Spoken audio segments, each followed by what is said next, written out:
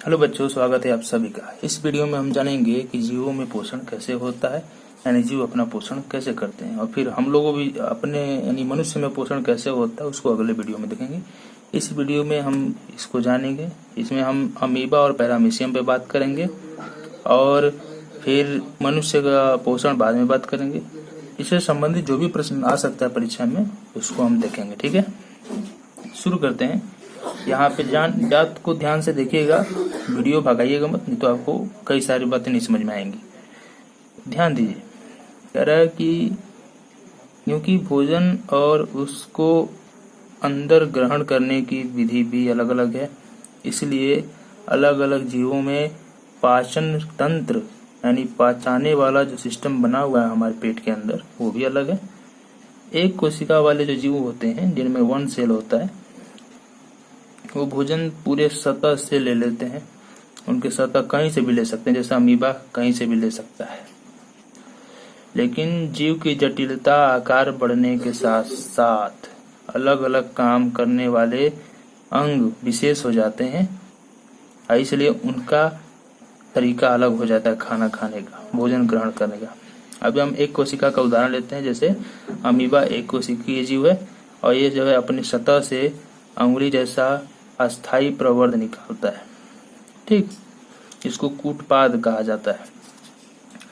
ये कहीं से भी भोजन ग्रहण कर सकता है। अमीबा के बारे में आप जान लीजिए कि ये अमीबा है, इसका आकार कोई फिक्स नहीं होता है, अनिश्चित आकार का होता है और ये कहीं से भी भोजन ग्रहण कर सकते हैं कोशिकीय जीव। और हाँ, ये भोजन को पकड़ने के लिए क्या करता है, अपने जहाँ पे भोजन रहता है वहाँ ये अंगुली जैसा संरचना निकालता है जिसको कूटपाद या पादाप कहते हैं। फिर इसको घेर लेता है। घेर लेने के बाद ये दोनों सिरे जुड़ जाते हैं आपस में। फिर जो खाली स्थान बनता है उसको खाद्य रिक्तिका या भोजन रसधानी कहते हैं। मैं यहाँ पे लिख देता हूँ भोजन रसधानी। ठीक, इसी में भोजन का पाचन होता है।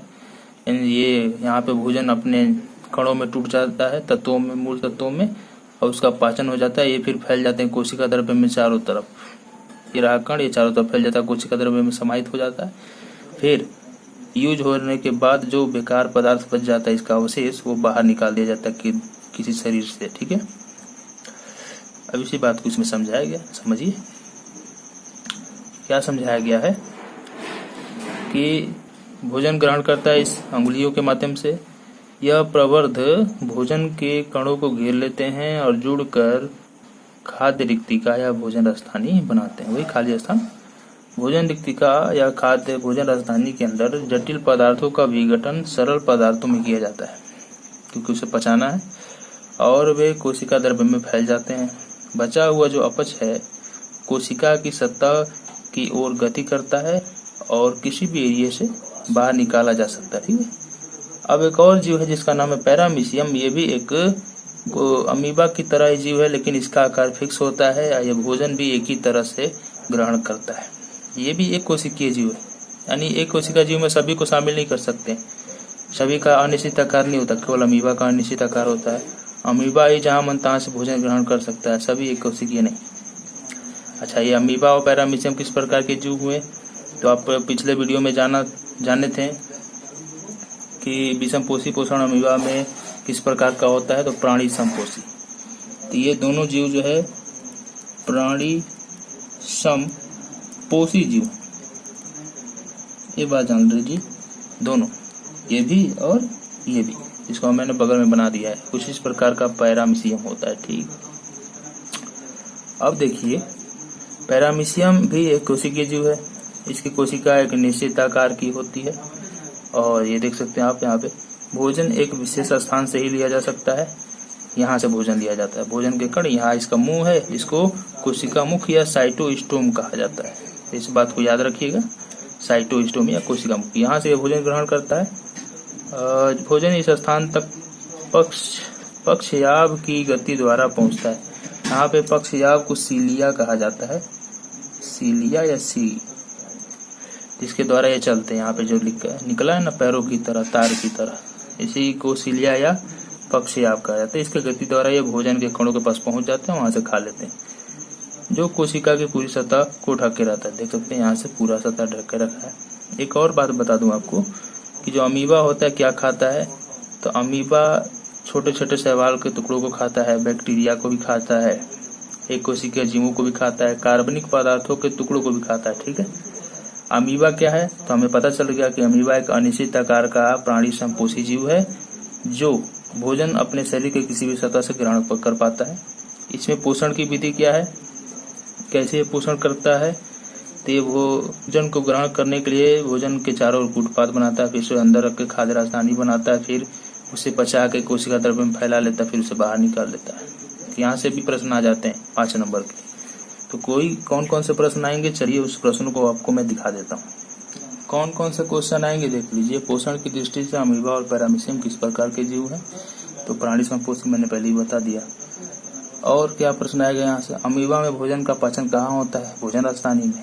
यहीं पर भोजन कणों का या खाद्य राजधानी भी बोल सकते हैं इसको, खाद्य रिक्तिका, वहाँ पे रिक्तिका भी दिया था तो ये भी बोल सकते हैं। ठीक, क्योंकि यहीं पे भोजन टूटते हैं अपने अवयवी कणों में, छोटे छोटे कणों में। ये प्रश्न आता है।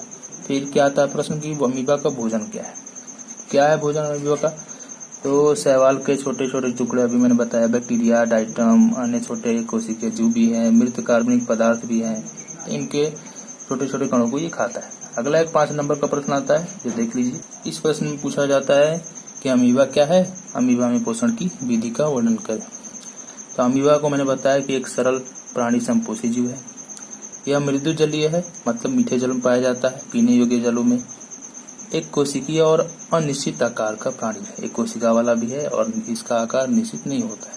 इनका आकार जो है कूटपादों के बनने और बिगड़ने के कारण बदलता रहता है, इसीलिए इसको अनिश्चित आकार कहा जाता है। अब इसमें हमें पोषण की विधि का वर्णन करना है कि इनमें कैसे पोषण होता है। तो पहले चित्र बना लेते हैं हम लोग कि ये रहा अमीबा, भोजन है बाहर खड़ा नहीं है, पास में स्थित है, उसके चारों तरफ एक कूटपाद बनाया, फिर भोजन राजधानी बनाया, फिर कोशिका द्रव्य में फैला के फिर इसको पचा के बाहर निकाल दिया। तो समझते हैं, भोजन जब अमीबा के बिल्कुल पास होता है तो ये क्या करता है, भोजन के चारों ओर कूटपाद बना लेता है। फिर ये कूटपाद भोजन को घेर लेते हैं, घेर कर क्या बना लेते हैं, भोजन राजधानी। फिर क्या होता है, भोजन कणों का सरल पदार्थों में विघटन होता है और ये क्या होता है, इनका कोशिका द्रव्य में फैल जाते हैं। फिर क्या होता है, अब बचा हुआ जो अपच पदार्थ है कोशिका की सतह की ओर गति करता है, कहीं किनारे पर आता है और आके बाहर निकाल दिया जाता है। यही है तरीका। ये 5 नंबर के प्रश्न पूछ लिए जाते हैं। अगला वीडियो हम लोग मनुष्य में पोषण देखेंगे, उससे संबंधित बहुत बड़ा डिटेल है। तो मिलते हैं अगले वीडियो में। धन्यवाद।